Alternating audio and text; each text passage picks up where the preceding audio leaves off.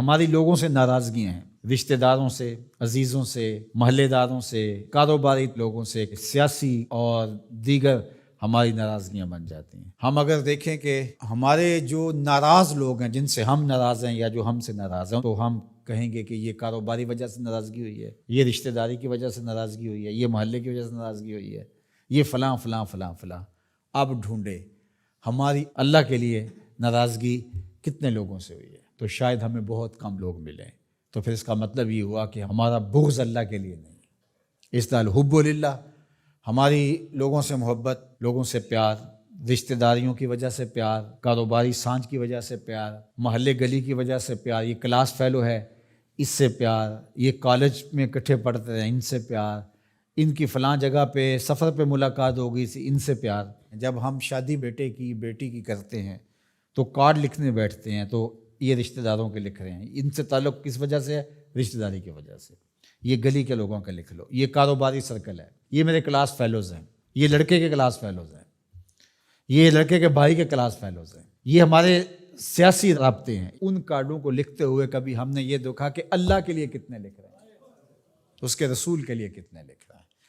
اگر ہم یہ دیکھیں تو پھر ہمیں مبارک ہو، اور اگر ایسا کوئی بھی نہیں، ہماری دوستیوں کے سبب اور ہوتے ہیں، اور ہم کہتے ہیں ایمان کا مزہ نہیں آیا، ایمان کا سرور نہیں آیا، کہتے ہیں جتنا گڑ ڈالو گے اتنا ہی میٹھا ہوگا، تو تم نے گڑ ہی نہیں ڈالا تو اس پھیکے سے کیا مٹھاس آئے گی؟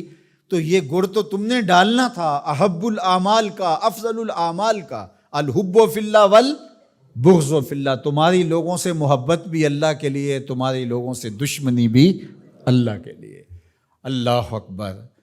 تو ہم نے وہ معیار ہی مقرر نہیں کیا، تو پھر اس کا لطف، اس کی حلاوت کیسے نصیب ہوگی؟ رسول کریم صلی اللہ علیہ وسلم نے ارشاد فرمایا کہ لا یحق العبد حقیقت الایمان حتی یغضب للہ و یرضى للہ، کوئی شخص ایمان کی حقیقت اور حلاوت اور لطف اور مزہ نہیں پا سکتا جب تک لوگوں کے ساتھ اس کی ناراضگی بھی اللہ کے لیے ہوتی ہے، لوگوں کے ساتھ صلح بھی اور محبت بھی اللہ کے لیے ہوتی ہے۔ اللہ اکبر۔ فَإِذَا فَعَلَ ذَلِكَ اسْتَحَقَّ حقیقت، اور اگر کوئی شخص ایسا کر لیتا ہے، اس سے اس کی لوگوں کے ساتھ محبت اور نفرت کا معیار، اللہ کے لیے محبت اور نفرت کا معیار یہ ہے، تو پھر وہ حقیقت ایمان کا نور پا جاتا ہے۔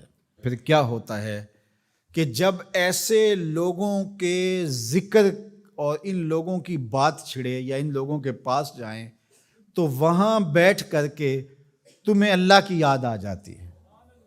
اور پھر دوسری بات ہے، جب تم اللہ کا ذکر کر رہے ہو، اللہ کا ذکر کرتے کرتے ان لوگوں کی یاد آ جاتی ہے، یعنی ذکر الہی میں یہ یاد آتے ہیں اور ان کی یاد میں رب یاد آتا ہے۔ اللہ اکبر۔ یعنی پھر یہ اللہ کے ذکر سے الگ نہیں ہوتے، تم یاد رب کو کر رہے ہوتے ہو تو رب کے یہ دوست بھی ساتھ یاد آ جاتے ہیں، اور اگر تم ان کو یاد کر رہے ہو تو ان کو یاد کرتے کرتے رب یاد آ جاتا ہے، کیونکہ تمہاری ان سے محبت ہی اللہ کے لیے ہے۔